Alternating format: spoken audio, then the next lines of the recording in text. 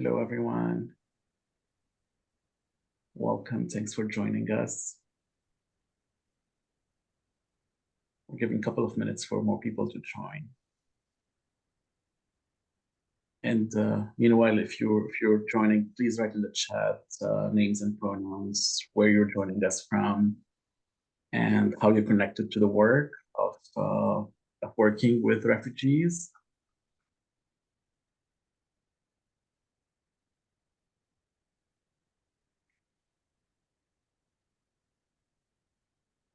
Is the chat working for everyone? It should be. It should be working for everyone. Um,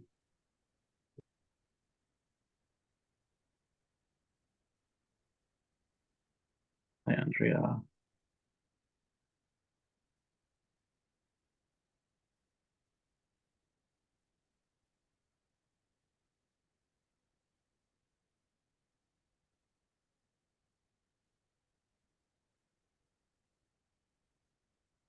I'll go ahead and start then. From Borders to Belonging is a solidarity coalition of grassroots and civil society organizations centered on support and advocacy with LGBTQI refugees and newcomers. We have representatives from many organizations from Borders to Belonging here today. As a national organization, From Borders to Belonging respectfully recognizes that we live and work on the traditional and unceded territories of the many Indigenous nations, First People throughout Canada. At From Borders to Belonging, we strive for respectful partnership with all the people of this country as we search for collective healing and true reconciliation and honor this beautiful land together. We stand in solidarity with Indigenous people everywhere. We stand in solidarity with forcibly displaced people and LGBTQI people in Gaza, the West Bank, and Israel, and all civilians who lost their lives or loved ones. So yeah, if you're joining, please write in the chat your name, pronouns, where you're joining us from. I see many people already doing so. Thank you and welcome. And also how you're connected to LGBTQI refugee protection and settlement. We want to make this webinar as engaging as possible. I know it's hard to do so when we're not in person, but we're trying to. So please choose your own participation style. You have two options. Option one is join us in the interactive space as we've seen our panelists to ask questions, share experience live. You will be part of the recording that becomes part of the resource hub online. So you can click on raise your hand button if you'd like to join in the interactive space, and I can promote you to be one of the panelists and engage. You can turn on your camera if you'd like to. So if you want that, please click on raise your hand button. And then the option two is that you can stay in the webinar audience and post questions in the QA and chat. So if you would like to be promoted, please raise your hand and I can add you as panelist. It will be the perfect time to do this right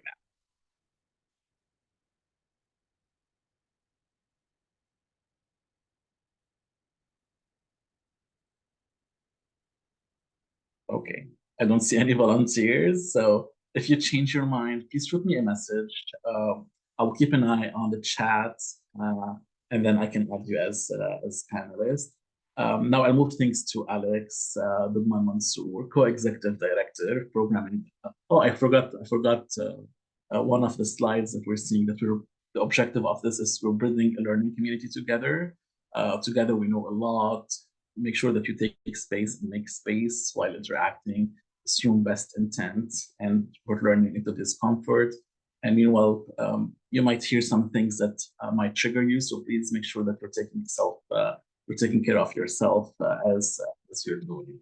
So I will move things to Alex Zubman Mansour, co-executive director of programming and advocacy at Rainbow Refugee Society. And they are also the co-chair of From Borders to Belonging.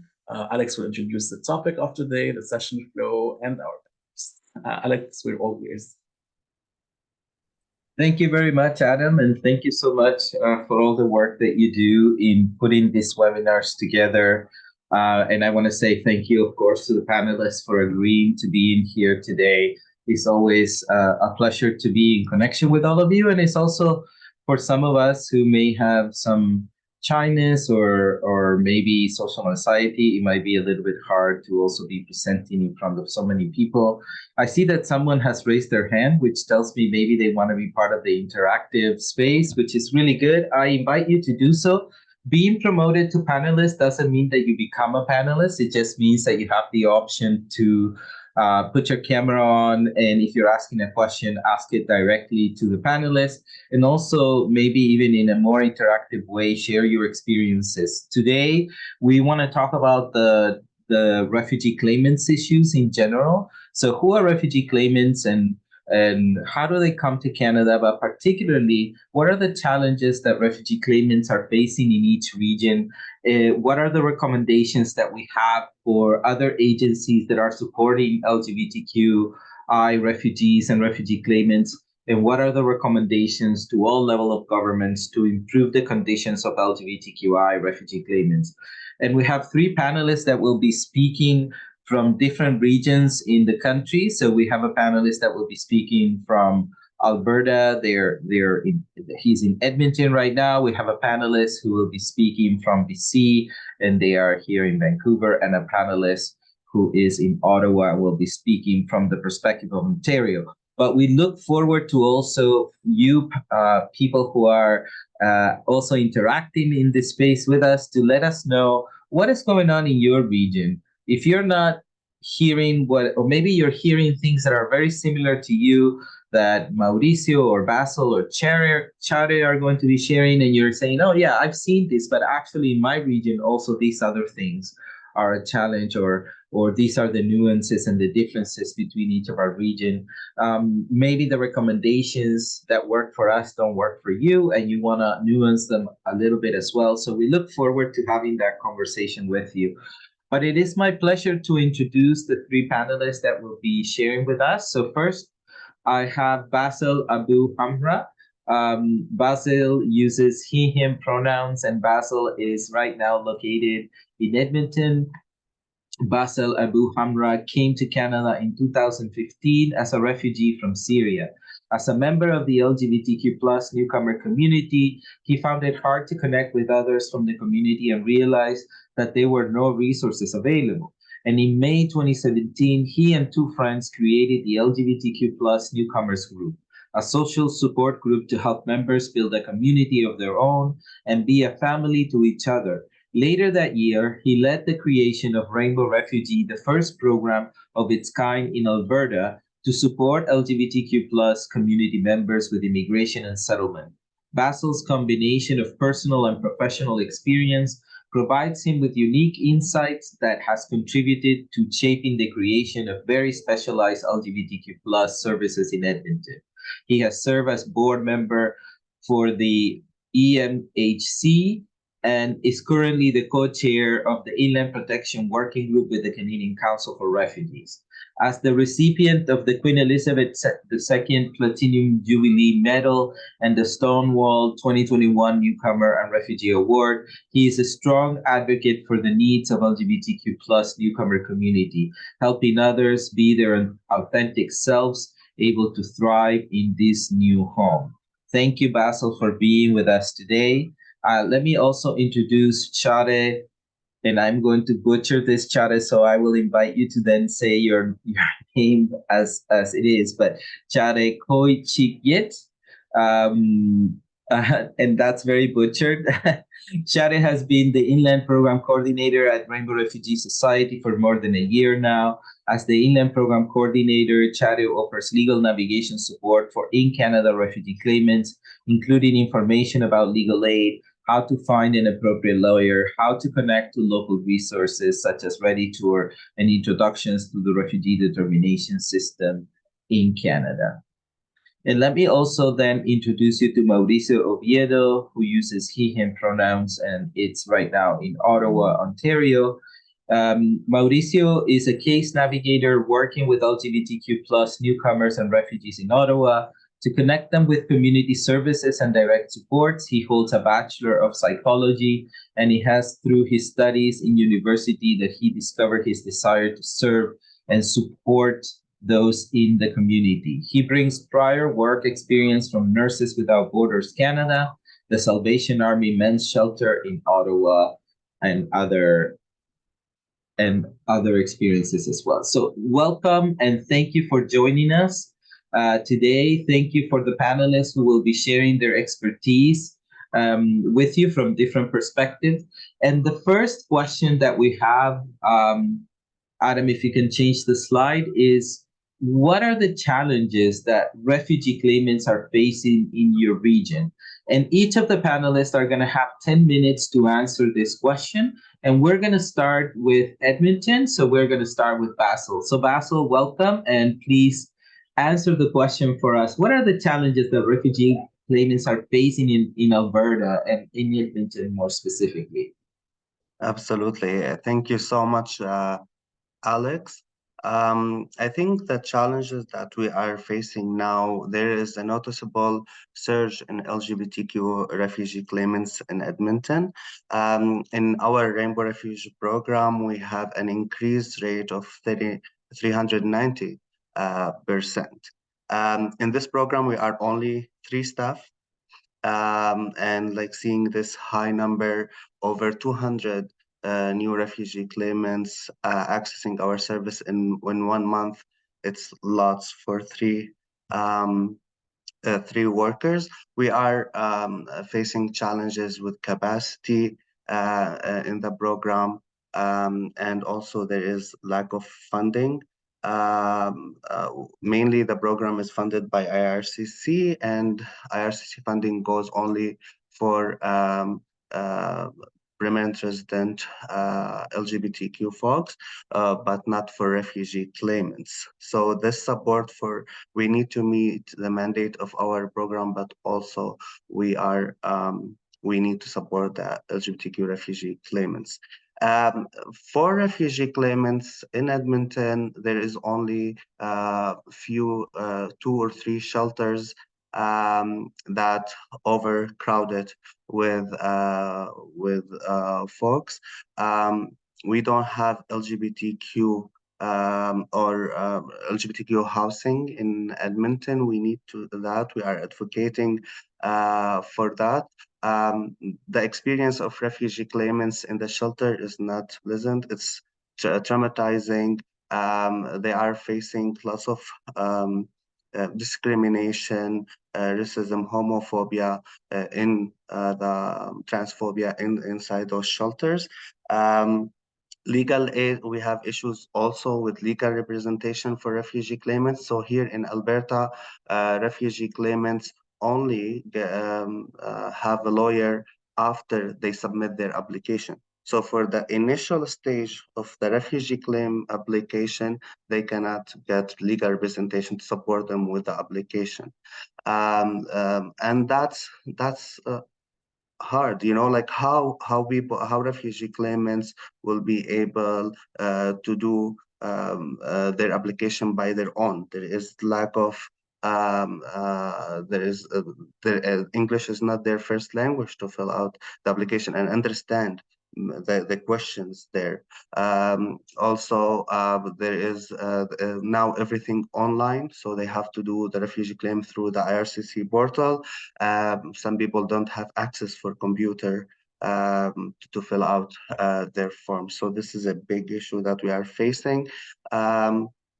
There is also, like, for mental health support, there is extended waiting time.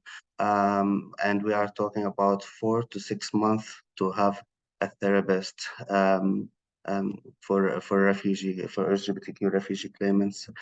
Income support in Alberta is not that much, from $750 maximum to $900. And that's not enough to rent a room, let alone for like buying food and like paying your phone bills. So that financial support from Income Support Alberta is not enough for refugee claimant. Also, I feel like people, when they are applying for refugee claim, the workers with Alberta Income Support, for example, they don't understand the refugee claim um, um, process. So sometimes we see lots of people are refused income support, and we need to call and advocate for each clients. Family doctors are an issue for everyone, not only refugee claimants. There isn't enough family doctors. They are not receiving new patients. So this is an issue that we are facing. Also, the lack of understanding of the interim federal health coverage. Um, so lots of clinics, they don't work with IFHP. So that means lots of LGBTQ refugee claimants are not accessing the health support that they need.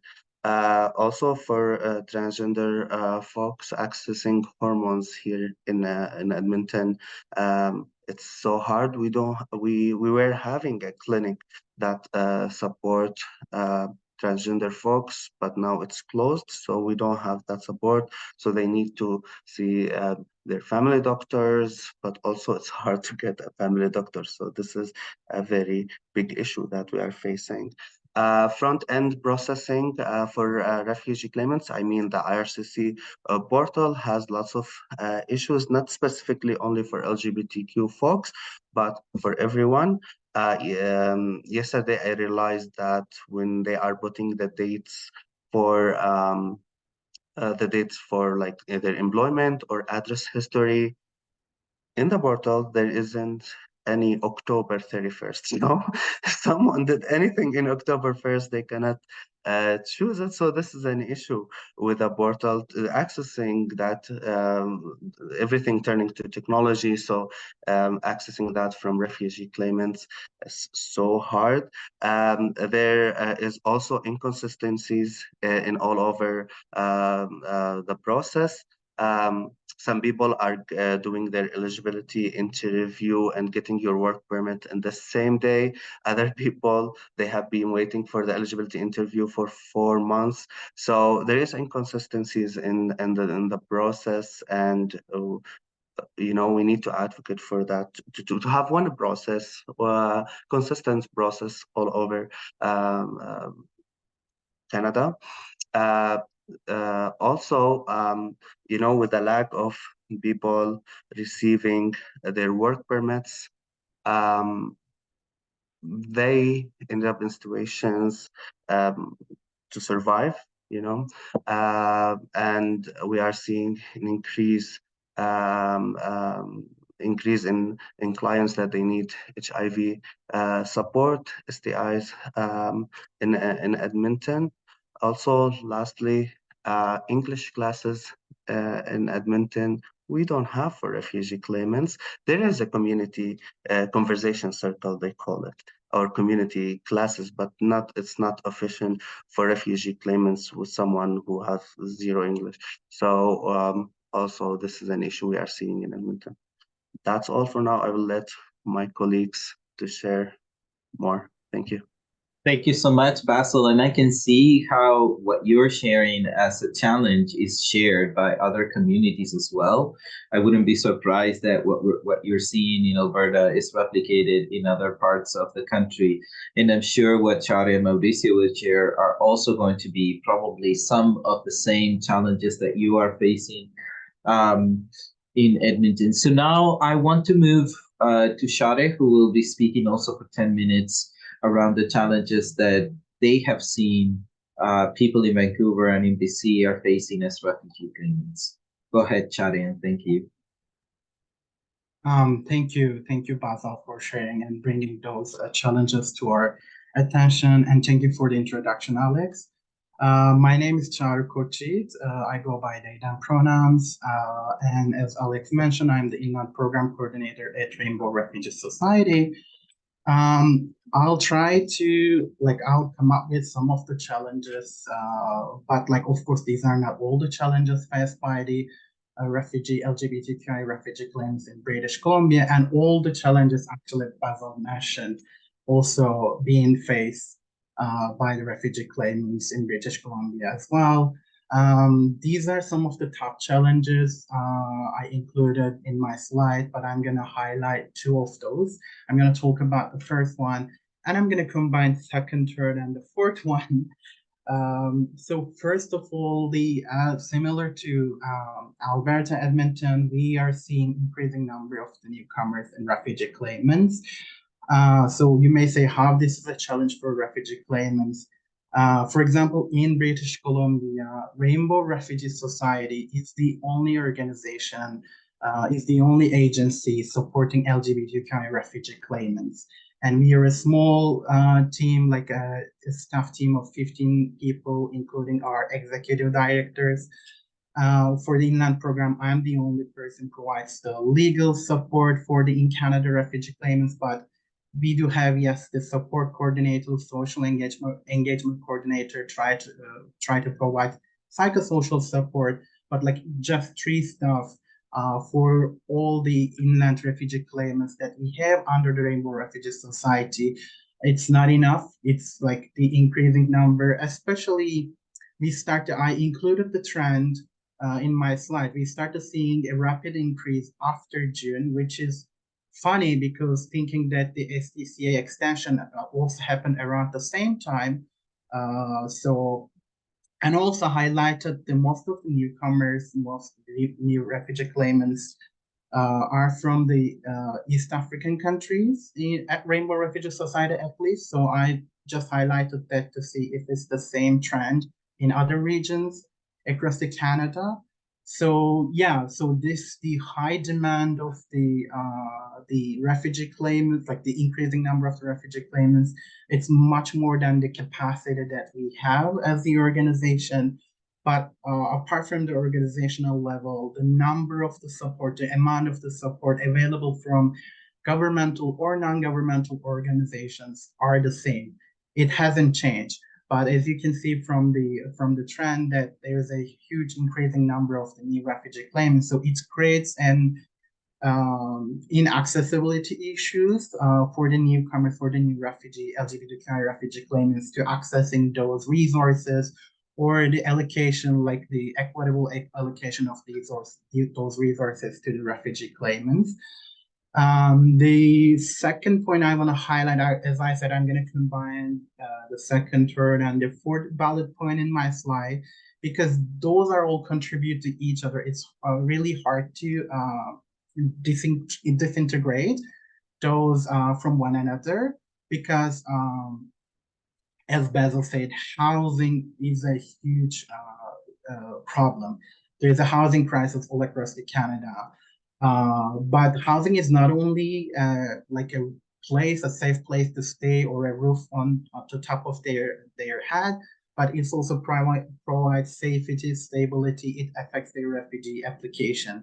Most of our members at Rainbow Refugee Society right now, they all live in like not all, but most of them live in shelters. And it's really hard to live in a shelter as a refugee claimant, but especially for LGBTQI plus refugee claimants, and especially gender diverse and trans folk, it's really hard. It creates a lot of safety issues, insecurities. But I don't know the other provinces, but in British Columbia, to be able to live in a shelter, you need to have your acknowledgement of claim letter. So to be able to get your acknowledgement of claim letter, refugee claimants should apply for legal aid certificate, be assigned a lawyer by legal aid, to meet with their lawyer, fill out all the forms, submit everything to the portal, then they can receive AOC, acknowledgement of claim letter. So most of the shelters requires AOC from the refugee claimants, and our at Rainbow Refugee, our housing advocacy coordinator ended up writing a lot of letters to the shelter administration to allow the refugee claimants who have not received AOC. But at the same time, as I said, because like why I combine all three bullet points together, to be able to meet with their lawyer, because most of the lawyers right now meeting with their clients virtually.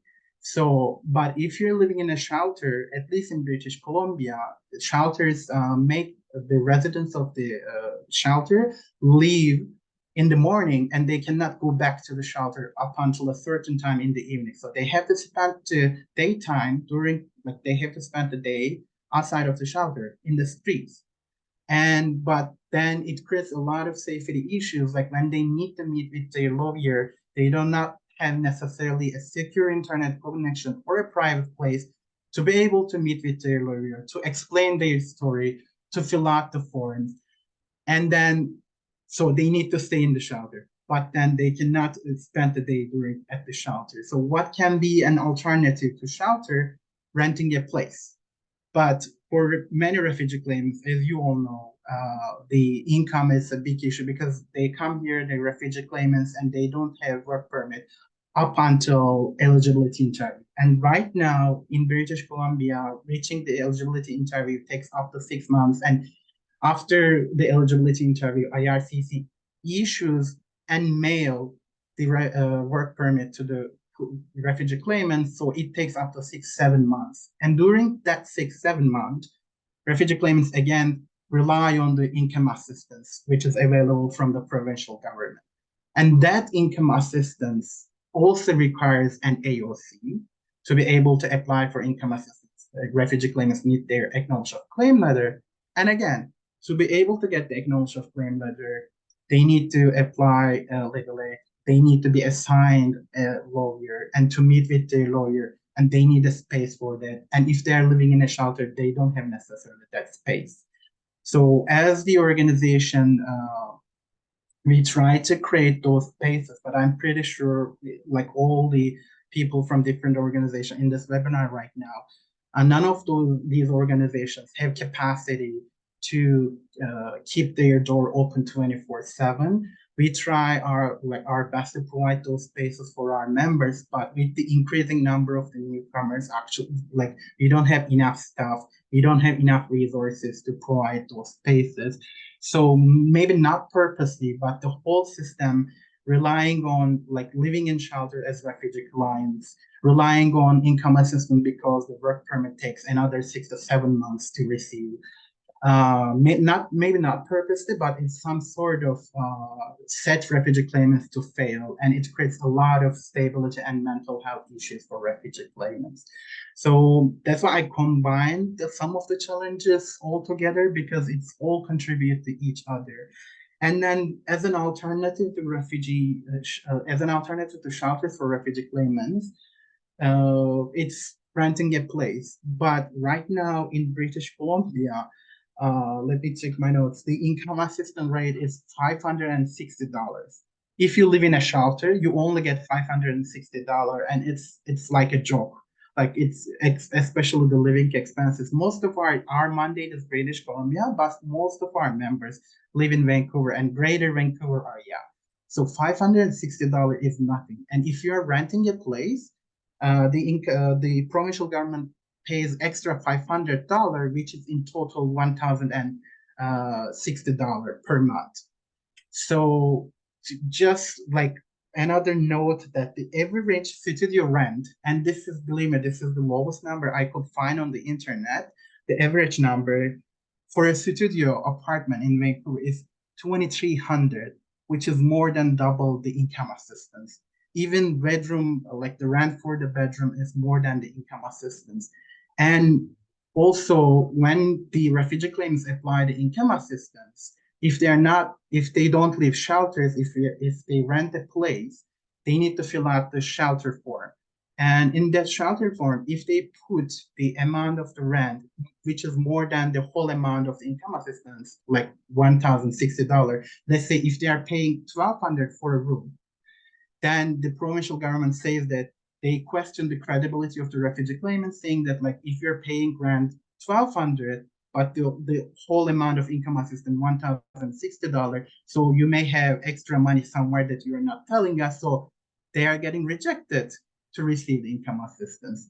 So like that's why this whole system is the whole challenges contribute to each other and sort of creates a lot of insecurity and instability issues for vulnerable people like refugee claimants, and on top of that, extra vulnerable like LGBTQI refugee claimants. And I'm just gonna wrap up here. I guess it's already been 10 minutes to respect everybody's time. I'm gonna pass it on to Alex and Mauricio. Thank you so much, Shade. This was really important to hear the way you weaved all the issues together and how they impact together. And I think just to emphasize that what I'm hearing also both from you, Basil, and then Shade as well, and indirectly we're saying is that the provincial government does make an effort to fund some things in very restricted and limited ways, but the federal government really doesn't fund any of the work and support that it is done with refugee claimants, and that is a big issue. Without federal support, without federal resources, it's extremely hard to provide settlement services as well for refugee claimants, and I think that's one of the underlying issues behind it is that there are no resources being invested in the success of settlement supports for refugee claimants. So I'm gonna pass it on now to Mauricio, who also has 10 minutes to answer. Well, what are the challenges that refugee claimants are facing in your region, Mauricio? I don't see the slides now. Can you please share the presentation? Are you muted, Aran? Thank you. Hi, everyone. First of all, I want to say thank you to for this invitation. I'm so happy to be here and share my experience through my work with refugees and newcomers here in Ottawa. And second of all, I want to set my clock. Yeah. Second of all, I want to say that everything that I'm going to share with you guys here today um is like a message from all my clients, because like even though if I think like I had enough information from my clients through my work, the work I've been doing during the year, I did a survey last week just to get like a little bit more information of the clients, and I got information that I didn't know before. For example, like the first thing is like uh between 2021 and 2022, we got only 93 new clients in 2 years. And 2023 is November, and we have 115 clients. So we still have like 1 month and 1 week, and for sure we're gonna have more clients. So the number of clients of this year is being like way more than the ones we have in the last 2 years. Challenges facing for the refugee claimants in Ottawa: the refugee protection claiming document, or the brown paper. Like everyone like knows about this as the brown paper. When they claim, they get like an ICU number, but this is not enough. After that, they have to wait to get their brown paper and to provide their passport. So somebody actually last week told me, I got my ICU number, and I was trying to get a bank account, and I couldn't open a bank account because the bank didn't think that this number was enough identification for me. So they want to apply for Ontario Works. And in order to get the money from Ontario Works, they need a bank account, but the bank account doesn't want to open their bank account, you know? So everything started complicating since the beginning. So if they receive their brown paper faster, it's gonna be easier for the newcomers here. As like the other people mentioned, life expenses versus the cost of living. Ontario Works here in Ottawa, people are receiving $733. So it's not enough. It's clearly not enough. And if we look for like a single bed, if you're lucky, you're gonna get a bed for like $700. It means you have to live with $33 for the whole month. So you have to pay food and you have to pay transportation. Also, transport here is like $130. so not enough money.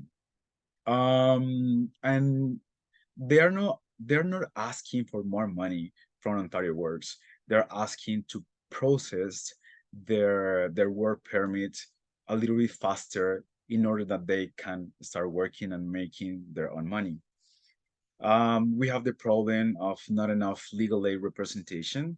Many of our clients here are looking for lawyers. No one want to take them, so they ended up looking for legal representation in Toronto. They don't have enough money. They cannot afford to travel to Toronto to meet their lawyer. So they feel like when they are like sending emails or like um, having conversation with their lawyer by phone, they cannot express everything that they want to say. Uh, so they feel like when they go to court, they are not enough prepared to face the judge. Um, I have another point, waiting for their English or French assessments. We have an amazing organization here in Ottawa, is the YNCA. I refer like all of my clients there to get their English or French assessments there. But they as well don't have enough people working on it. So they are amazing. They are super kind with our clients. But the waiting list is like a month minimum. So if they don't have work permit, if they don't have brown paper, if they don't have their English assessments, it means these people is just waiting. And like people get like sick, people get depressed, and people get isolated because they need to do something. If they are not working and making money, they at least should have the opportunity to work, to study and meet other people through like English or French schools. The lack of access to information for LGBTIQ plus services. Many of my clients says that if they claim at the airport, they're being treated well. So they receive the information they are looking for to get their ICU number and their application partly complete. But when they ask for LGBTQI plus services, they have no idea. Like we're here working in Ottawa, we have organizations working in Toronto, we have organizations working in every city of Canada, but the government like seems like they don't have enough information of us, and it's important like for them to refer these LGBT people or people claiming the refugee in sexual orientation basis to us to provide us safe and a good services. The housing and reduced number of beds in shelters. So for the housing, um, the challenge is to ensure an appropriate match between the newcomer and the receiving community. So LGBTIQ plus refugees cannot be resettled in like rural places far from the network because they might experience isolation or like difficulties to integrate to other people. Also, refugees may prefer live separate from people from their own origin because like sometimes they come here but they're not like open with their families, and sometimes they find somebody from their own town, or sometimes they are just dealing with their own process. They have difficulties to come out on their self. So it is important to provide safe, secure, and affordable housing for LGBT refuge in order to avoid potential discrimination for tenants or other residents. It is important that LGBTQI plus refugees feel that they don't need to hide their sexual orientation or identity in their houses. Safety is a paramount consideration in a placement for LGBT people. And this one is divided in two. So the number of beds, I missed this word, in the shelters. we have here the Salvation Army that before of the pandemic, they were working with a capacity of 200 beds. And when the pandemic hit, they had to short or reduce the number of beds they were offering to clients. So they have now 124 beds for all the people, and they still working with 124 beds. So we have every night people looking for a bed, and they have every night this space that they are not using. So it must be nice that they like open their full capacity now in order to get more people safe, and especially now that winter is just around the corner. Yeah, thank you. Thank you, Mauricio. And I can see the similarities and also the differences or the little very nuanced differences that may be in each of the provinces. And so I want to appreciate you three for bringing that forward. We will have a time at the end of the presentations to interact with our panelists. So hold on to your questions, but you also have the opportunity to write some of the questions in the chat now or in the Q&A. There's a Q&A. I'm not sure if that's open or not, but at least if that's not open, you have the chat to be able to ask your questions or to start thinking about what questions you may want to ask, or maybe you just want to share about what's going on or what are the differences and the nuances that you are seeing. So we're going to move to our next part of the presentation, which is what are the recommendations that you three may have. In particularly, we have divided those recommendations in recommendations to other agencies supporting LGBTQI refugees, and then recommendations that you may have for all levels of government. And we are going to start with recommendations to agencies, I believe. So I'm going to pass it on to Basil to kick us off with this question about what recommendations do you have, Basil, for organizations that are supporting LGBTQI refugee claimants? And it might be a program that they run within an organization, or there might be a settlement organization that doesn't have any programs for refugee claimants. So what are your recommendations? I have lots of recommendation, Alex, but I have 5 minutes. Okay, I have to be fast. So we need like actually settlement workers or workers in general in those organizations. They need to foster openness and create a safe and comfortable environment for clients.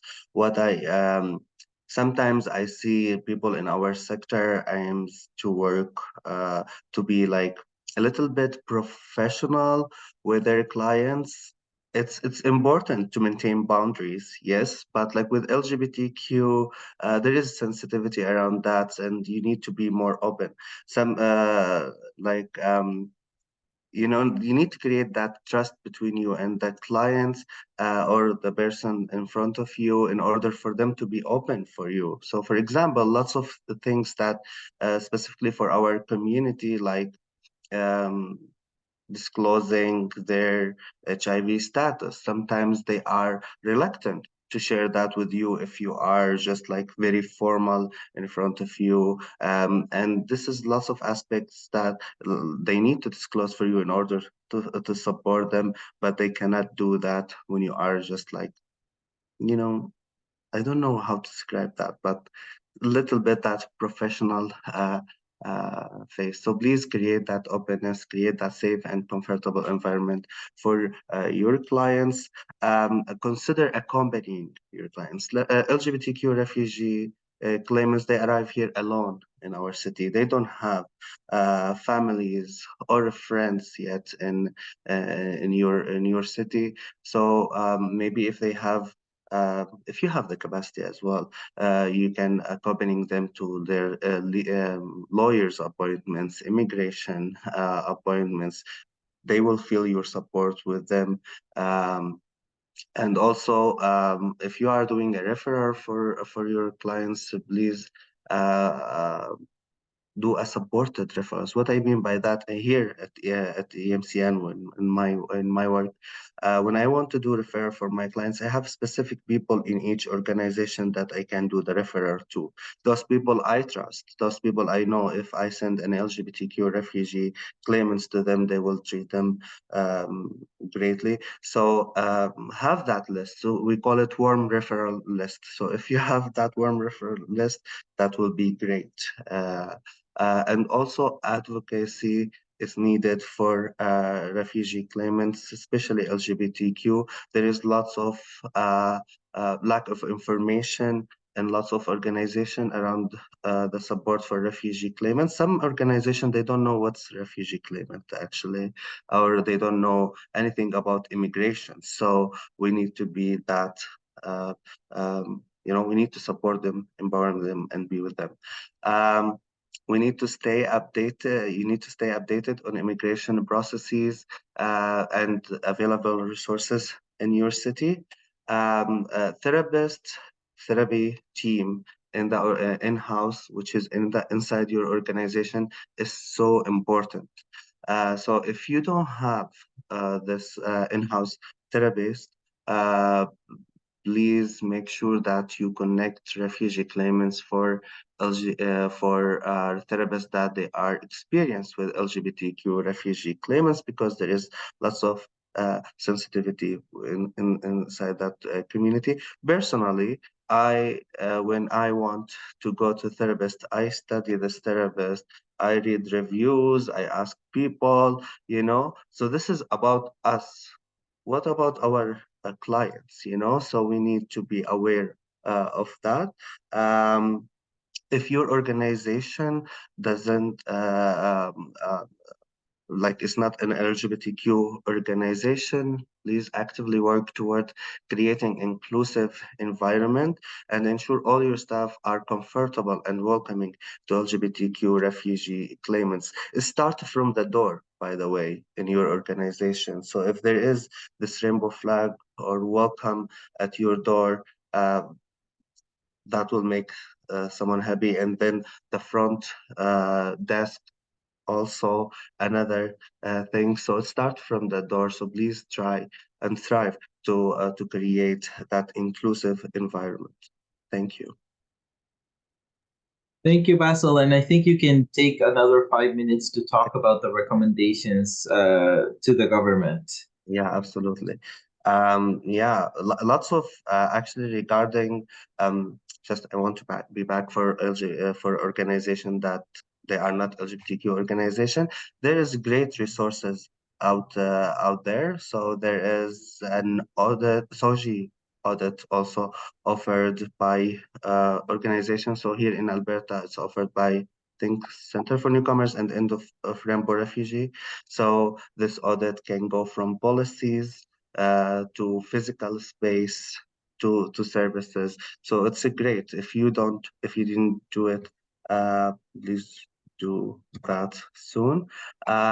My recommendation for all level of governments to improve condition for LGBTQ refugee claimants, I will start with the municipal government. So here in Alberta, we are calling to ease access for subsidized bus pass. Transportation, it's important.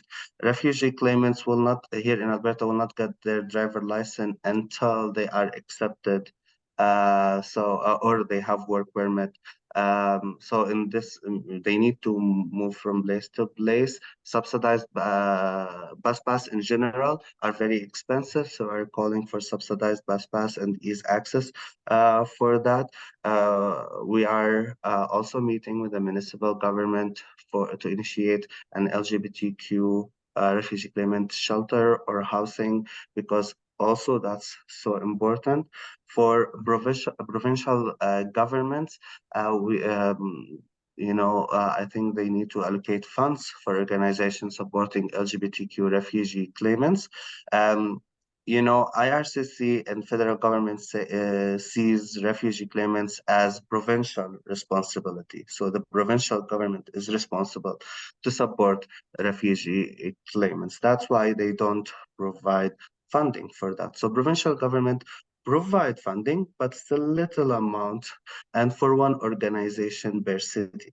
Some of these organizations are not experienced working with LGBTQ refugee claimants. So I think the provincial government need to allocate specific funding for LGBTQ refugee claimants.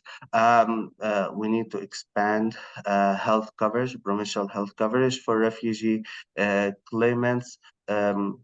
With that, actually, there is a struggle the refugee claimants facing with the IFHP. So why we can have the provincial health coverage also covering refugee claimants. Provincial governments also need to increase the funding for legal aid to be able, like especially here in Alberta, to be able to assist refugee claimants with their application from the beginning.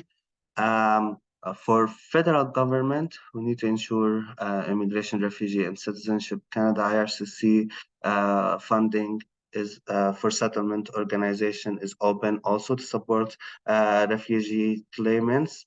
Also, IRCC need to have consistent IRCC, CBSA, also IRB need to have consistent and efficient process across the country.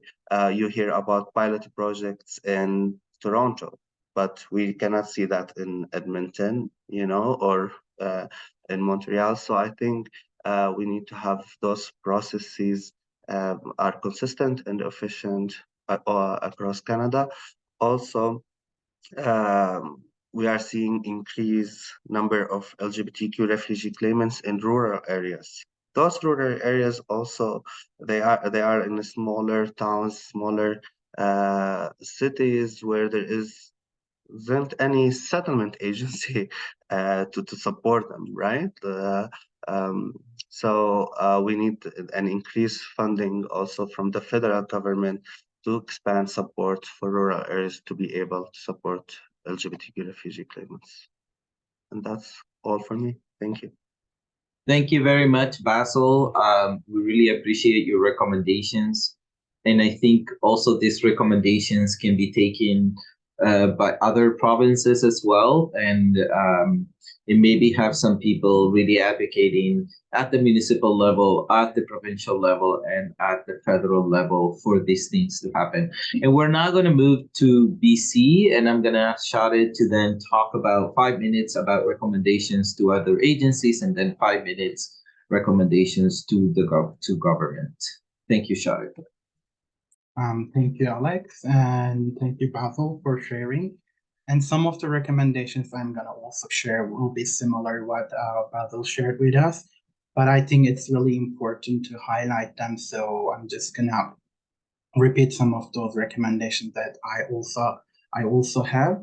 And first of all, creating safe, inclusive, and welcoming space for LGBTQI folks, for LGBTQI refugee claimants, is really important. As Rainbow Refugee, we are organization just exclusively helping LGBTQI refugee claimants, but in other agencies providing support refugee claimants, it's really important for those agencies to create those safe and inclusive spaces for LGBTQI folks, because these folks coming from countries where there's a death penalty, where there's a long jail time punishments, and they face a lot of discrimination, persecution, and they already been marginalized.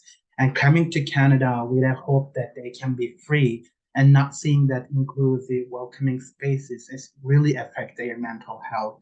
So it's really important creating those spaces. I'll just give like a personal example.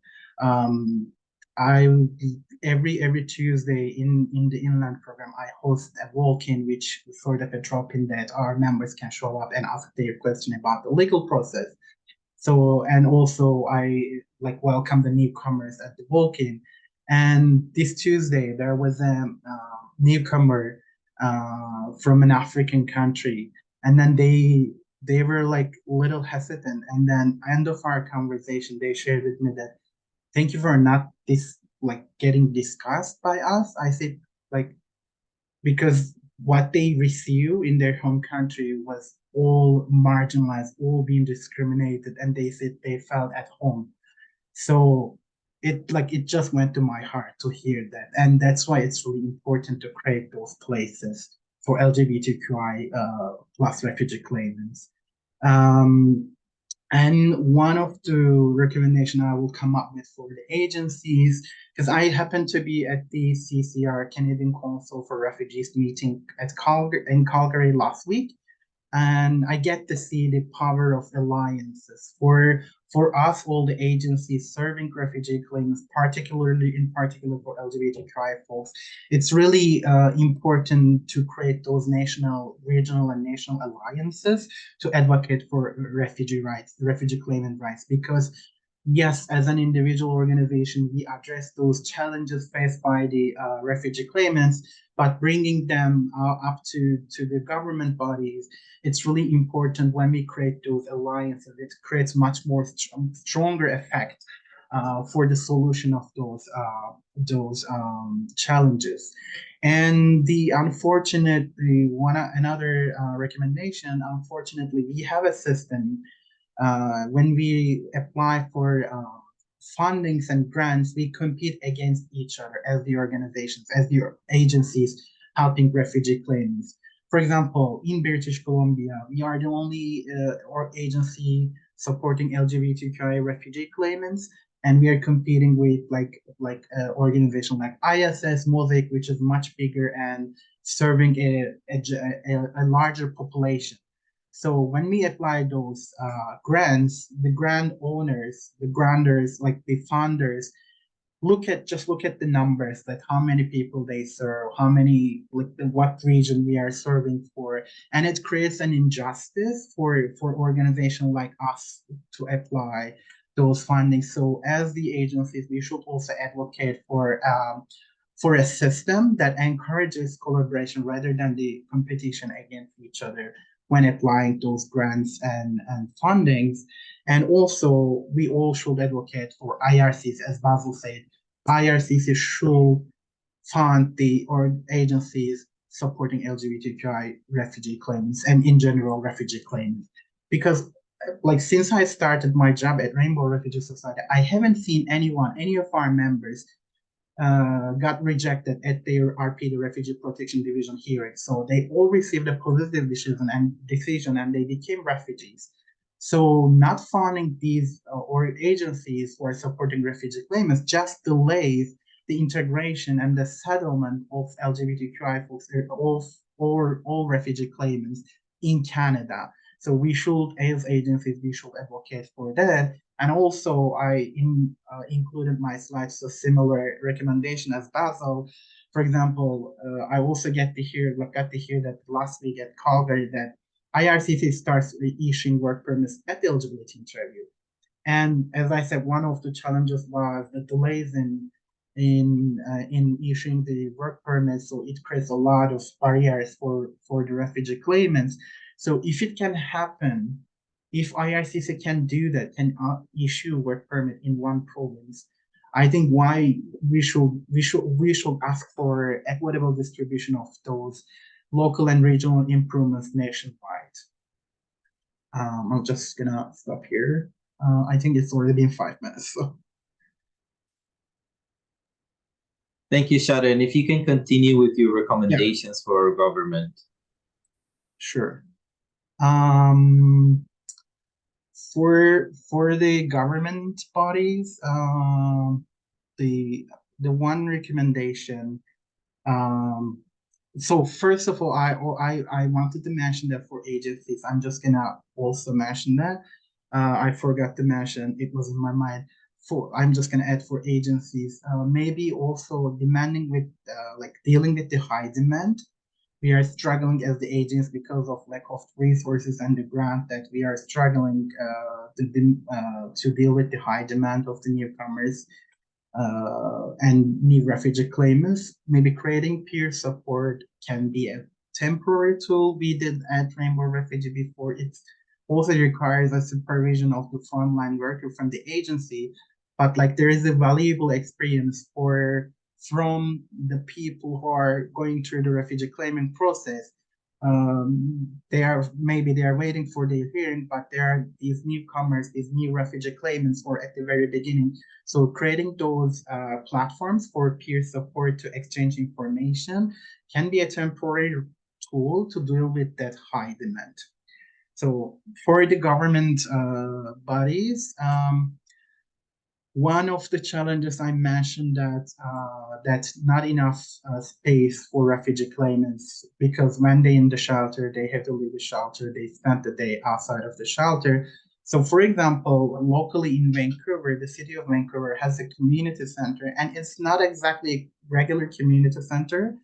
It's targeting a vulnerable population, like including LGBTQI people, people with disabilities, senior people, and people with addictive issues, and homeless people. And this community center has showers, has emergency shelter beds, has a library, has computers, internet access, a cafeteria with a very low rate for food, like $2 per meal, which is great compared to the regular prices of the food. So, but it's only one center, one community center in whole Vancouver and Greater Vancouver area, if I'm not mistaken myself.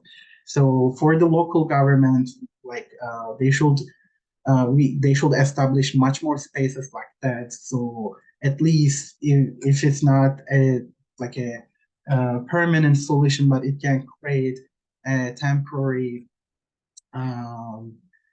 the solution for the refugee claimants during their process.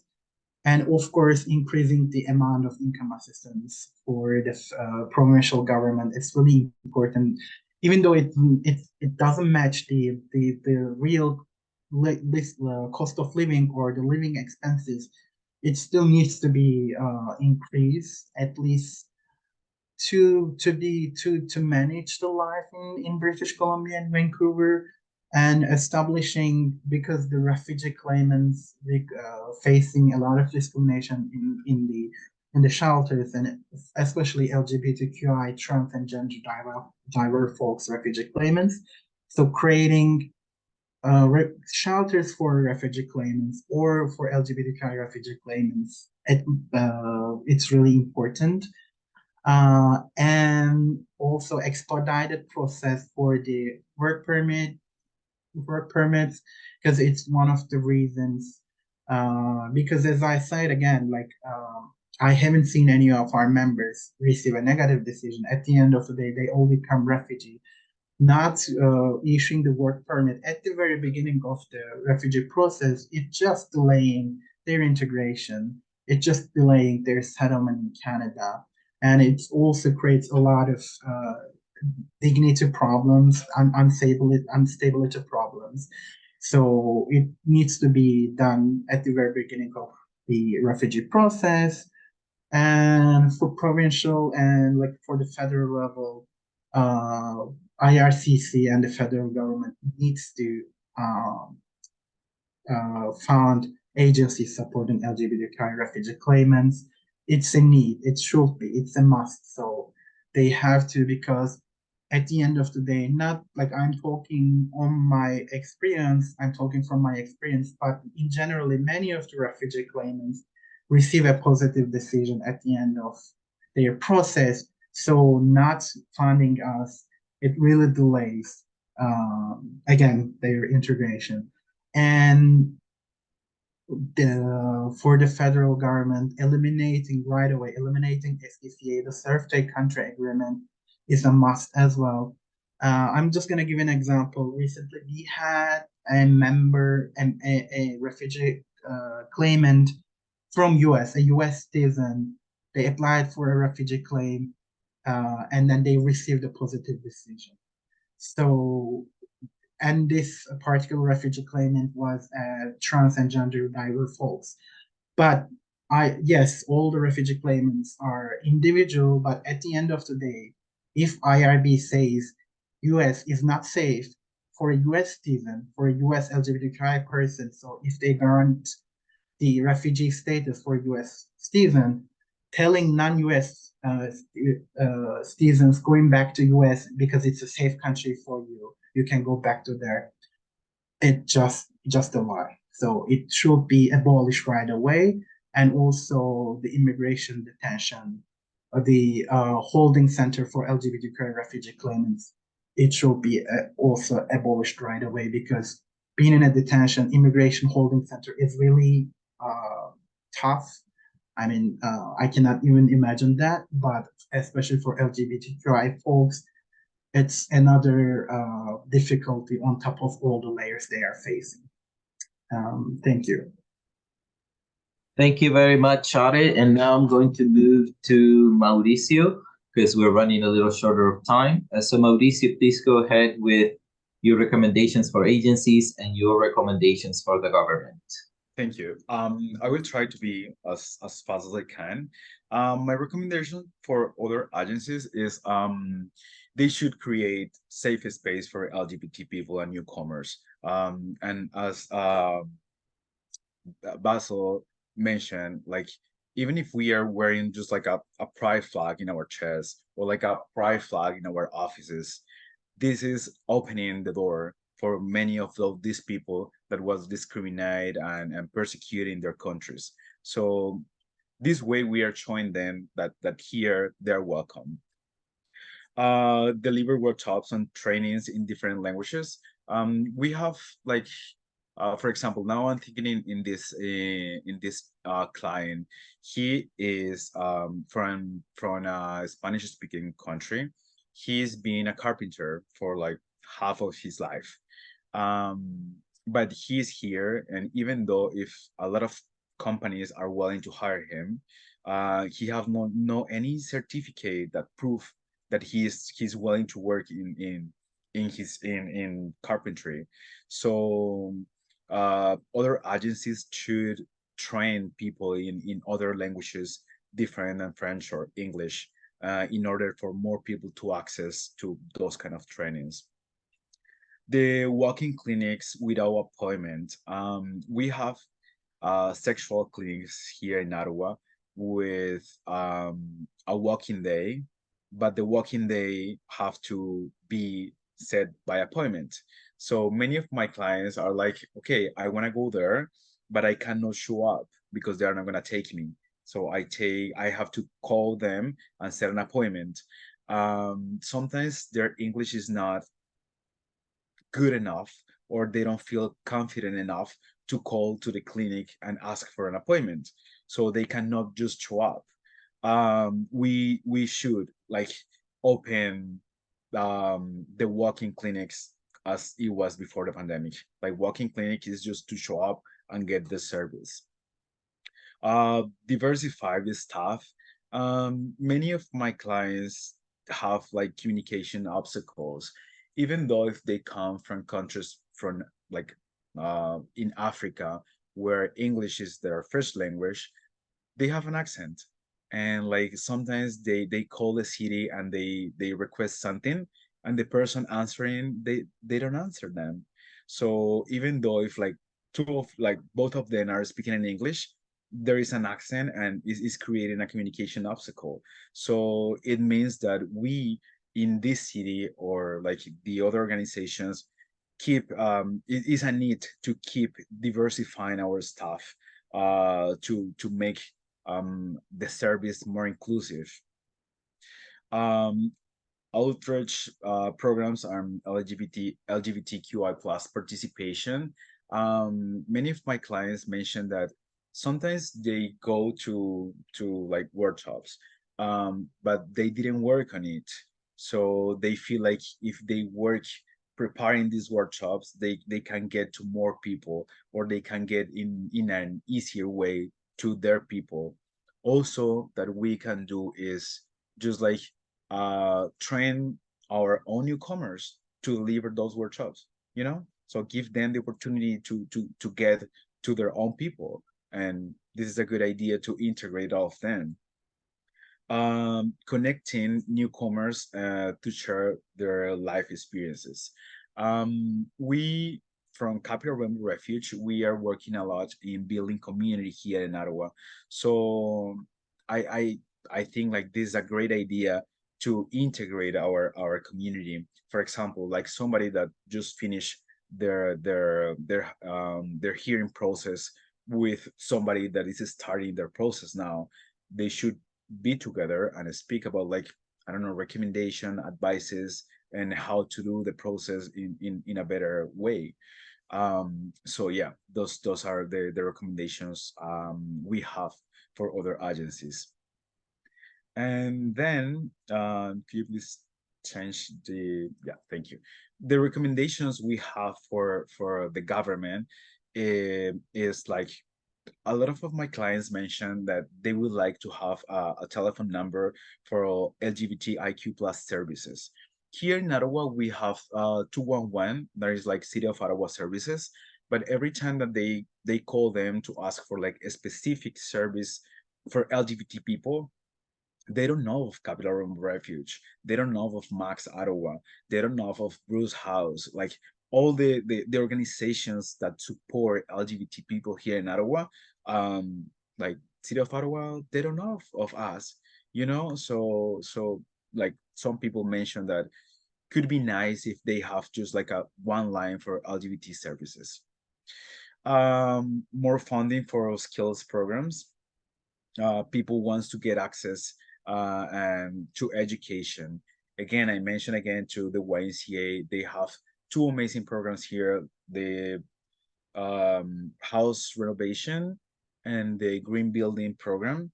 But they are taking like 25, I believe, 30 clients twice a year, and it is not enough. Like, we have way more clients that the people they are taking. And also, they are not specifically taking refugees, they are taking PR, they're taking citizens. So it means we have less spots for our community in these kind of programs.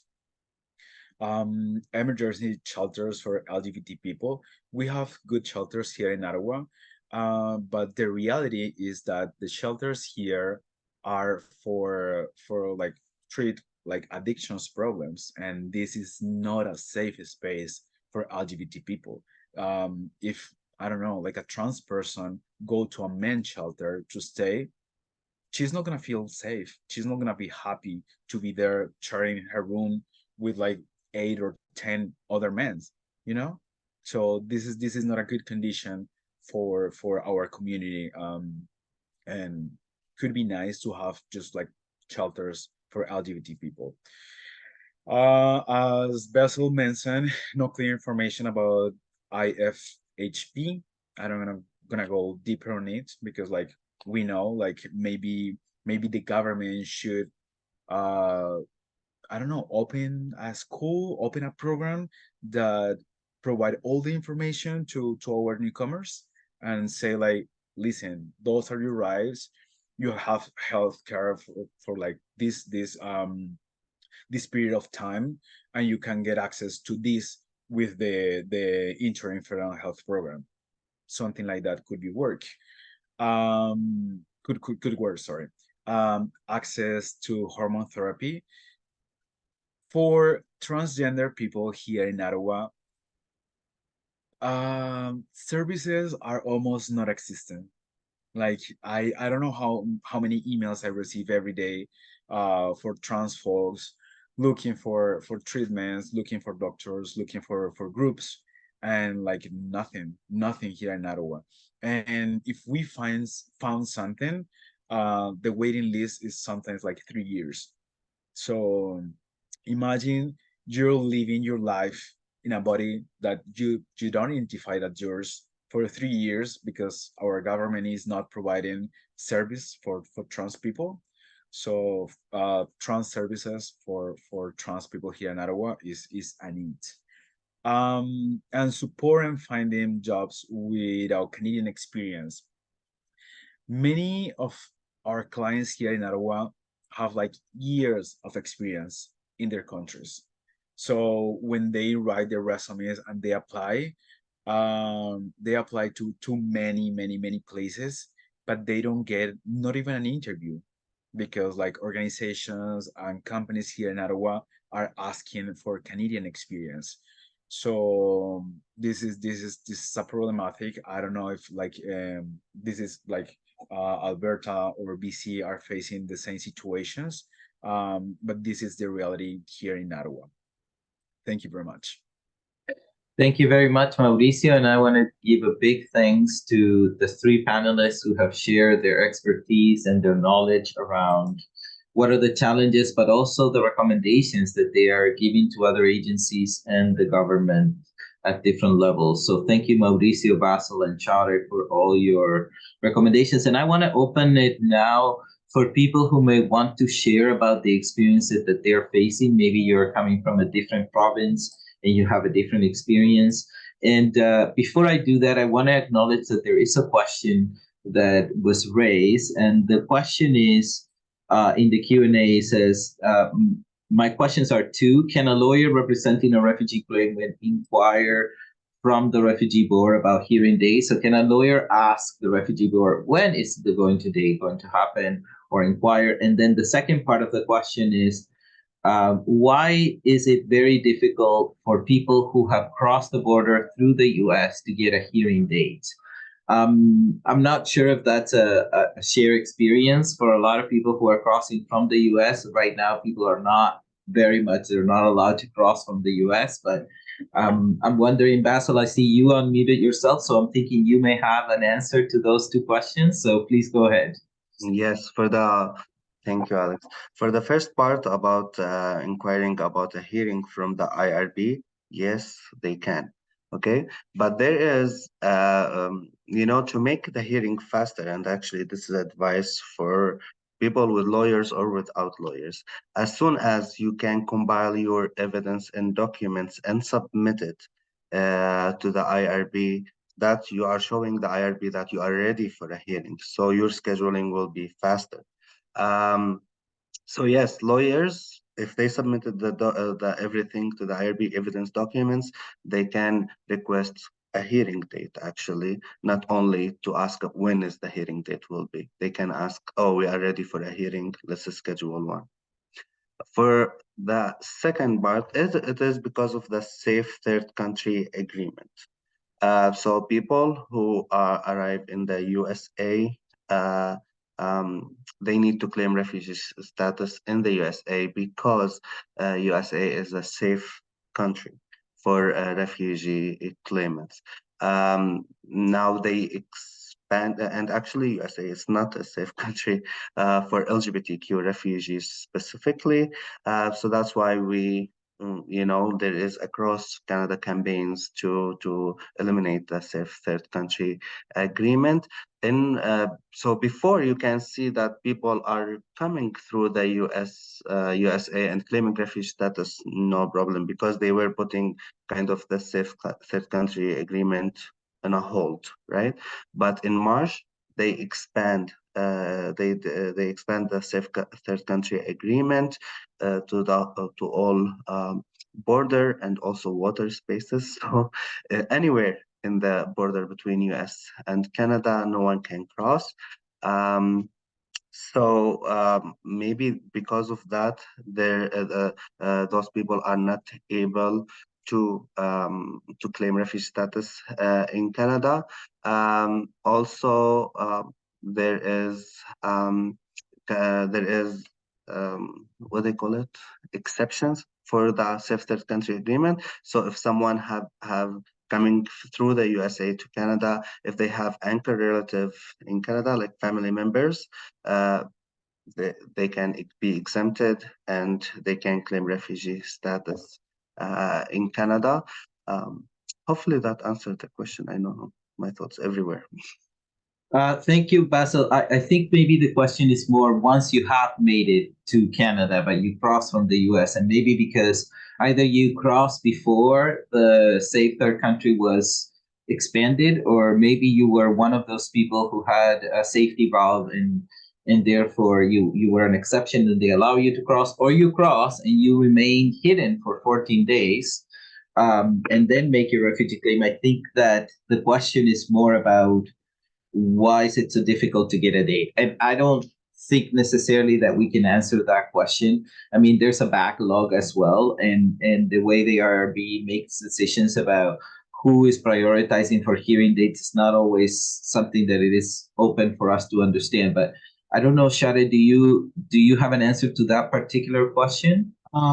Actually not that part, because like as you said, it's really hard to answer that question. It may be because of the backlog they have, it may be because of different reasons. I just wanted to add the first part of the question, like everything that Basil said. Also, when the lawyers have all the evidence and supporting documents file ready, they can request the file review process, which if you don't know what the file review process is, like a refugee claimant can have their decision without a hearing.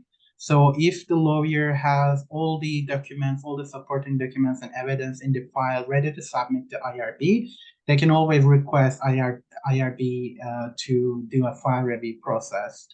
And what I'm also seeing recently in British Columbia, uh, for LGBTQI folks, there are more file review process. Like the IRB just sends those notifications to the lawyers.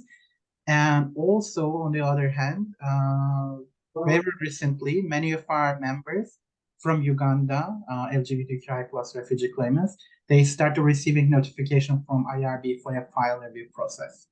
So it's also can be an option for lawyers to ask for that. Thank you so much, Shade. And I want to move to other. I first want to ask if there's anyone among the attendees, and you can raise your hand, who would like to share about what they're seeing in their own provinces, maybe something we haven't covered here. And if that's the case, please raise your hand, and Adam will give you the opportunity to do that live. Or you can also write it on the chat. And if you have any other questions, please do so. I see someone, Christina Oyedele, who has their hand raised. So maybe we can allow Christina. Hi, Christina. If you want to put your camera on, that's up to you. But please go ahead and ask your question. I was the one who asked the question because severally we came in since June last year, and I've asked my lawyer severally, and he says I don't have a date, and I'm worried that why is it taking forever? All the people who met me, most of them they've had their hearing and it was okay, and I am prepared. I'm more than prepared to go face them and all of that. And he keeps saying he's waiting for them to send a date. And the last time he said, okay, call them. And I called them and they said they don't have anything on their table and I should write an email and all of that. And I wonder, because I came from the US, some of this stuff, the lawyers will be able to do it, but he said that he can't get across to the immigration, and I'm surprised. So that's the first one. The second question I asked that, is there a criteria for people coming from Africa getting dates more than people who crossed from the US? So those are my questions, and I'm really worried about it. Okay. Can I? Yeah, go ahead, Basil. So Christina, go actually contact IRB, send them email, and actually say to them, I am ready to have your hearing. It's your case, right? So you can request to schedule a hearing date by yourself. You can do that, okay? You shouldn't, like, it's not necessary to be with a lawyer, okay? So please do it and call IRB, ask them, or send them email, letter request that you want to schedule a hearing and you are ready. Okay. For that time, like why some people getting their hearing within 2 months, and some people getting their hearing after 1 year and a half, it is because of scheduling, it's up to the IRB if those people are ready for a hearing or not.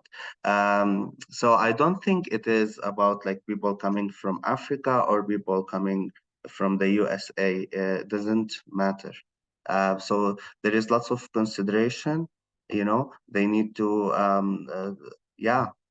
exactly, Adam. So there is security clearance, so maybe there is people receiving their security clearance or screening report, they call it, faster than others, so they are scheduled more faster. So it doesn't matter if you came from Africa or if you are you came through the USA. Thank you so much, Vasil. And what I want to add, Christiana, is the following. Waiting is one of the hardest things that a person who is filing for refugee protection is asked to do. Waiting is a really difficult thing. And at the same time, especially for people who are proactive, we want to get things moving. We want to get. So I think what Vasil has said is really find out what you can do from your end, but at the same time, work with your lawyer. You know, your lawyer is the person who actually knows best what is best for your case. So work with your lawyer, find out what you can do proactively to speed up your case.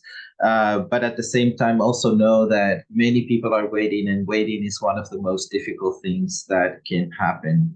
I just want to add for Christina that, as Basil said, Christina asked IRB. So I just shared on chat the information to reach out the IRB case management officers for Western, Eastern, and Central regions. So Christina, you can, with your file number and with your UCI number, you can reach out and ask. Yeah. Thank you so much, Shade. And it is on the chat, as Shade said, and so very important information there. Wondering if there's anyone else who would like to talk about, maybe you are working in a different region, you are supporting LGBTQ refugee claimants, or you are part, and you would like to, I see that someone seeing Lee says, hi, thank you to the panelists for sharing information. I'm a settlement worker based in Saskatoon, Saskatchewan. In the past year, we have seen a huge influx of refugee claimants to our province. Many of them cross the border in Quebec or BC and travel to Saskatchewan. There is very little funding and resources in Saskatchewan to assist refugee claimants, let alone LGBTQI refugees. I agree completely with all of your recommendations to the government to have more resources, funding, education to support refugee claimants. Thank you so much for that comment. And I think, our recommendation also probably comes with the caveat that we need to ask for those things and be pushing for those things as well. So I do recommend that if you are working with a settlement organization at a settlement agency, that you also maybe in the conversations you're having with your settlement agency, if your settlement agency is able to also talk about these issues with federal government, with provincial government as well, so we can move forward. But the federal government knows we have been asking for this nationally for a long time, so I think they still need to hear it a little bit more so that they get convinced that this is the right way to go forward. And also the federal, provincial, and city level of government need to coordinate with themselves. So unfortunately, I think we have come to the end of our time together. Adam, is that correct? Yes, it is. And I want to say once again, thank you to the panelists for sharing their wisdom and their experiences. And these are also representative of the experiences of the people that we have coming to our organizations and seeking support as well. So I'm going to ask you, Adam posted a link to the survey. Please fill out the survey. It really helps us to understand if we're doing a good job or not, or we need to tweak something, or if these webinars are really being helpful for you, or you would like to hear or see something different. So please fill out the survey. And again, I want to say thank you to the panelists and attendees. Keep an eye on your emails for future webinars. I think you're going to get also this recording is going to be uploaded into our From Borders to Belonging website. So you'll be able to see it there, and keep an eye open for other webinars that may be coming in the future. And again, thank you so much, Mauricio, Basil, and Chare, for your insights. And we look forward to seeing you soon. Have a good afternoon, evening, rest of your morning, depending on where you are located. Bye-bye, everyone. Thank you. Thank you, Mauricio, Sharon, and Basil.